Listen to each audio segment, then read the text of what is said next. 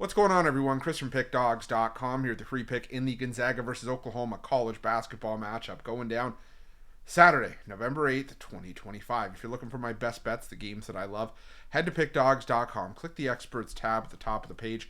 It's a great time to do it. We've got Week 11 college football on Saturday, Week 10 NFL on Sunday.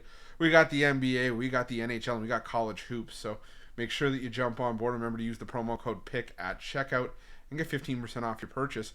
We also have our Inner Circle VIP services. Now, these aren't for everyone. They are for people that make big bets and for those with big bankrolls who are looking to take their betting to the next level, looking for more of a one-on-one concierge-style service. Now, you can call or text the number on the screen, but just remember this is our most expensive premium product, so just keep that in mind before reaching out. But if it's for you, it's an awesome product and one that I can assure you guys you're going to absolutely love. But let's get to this one between Gonzaga and Oklahoma. And Gonzaga, starting the year with a 98-43 blowout win over Texas Southern in their debut.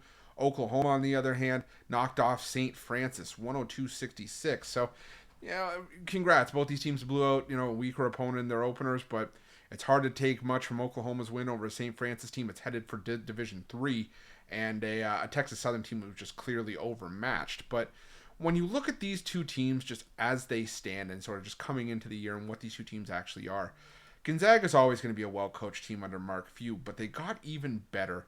They still had Braden Huff. They still had Graham Ike, who was a great addition over the last couple of years for Gonzaga from Wyoming.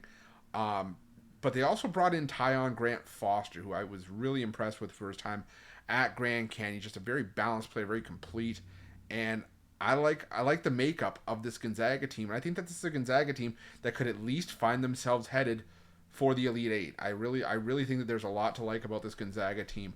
And I think that they're a team that you got to watch out going forward because they can hurt you in a bunch of different ways. Ike could shoot 39% from three. Adam Miller comes over from Arizona State. He shot 43% from behind the arc. This is just a team that just plays really well. They play, just complete defense. And we saw Gonzaga last season and what they did against a lot of top tier opposition. They were able to hold their own. They beat Baylor at home by 38. They beat Arizona State at home.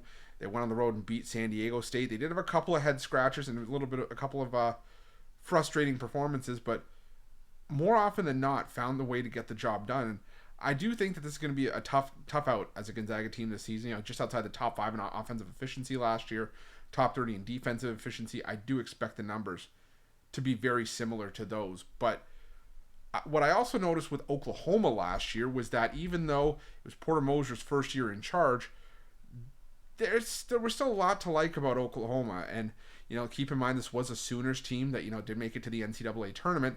But early on in the season, in these, higher profile kind of games against teams like Arizona, Louisville, Michigan, Oklahoma had a tendency to play up and play to the style of their opponent. And early on for me, that's usually where we see a lot of high-scoring Gonzaga games where, Gonzaga can put up 80, 90 points in a game, and their opponent puts up in the 70s, and even in, a bit of a beat-down fashion.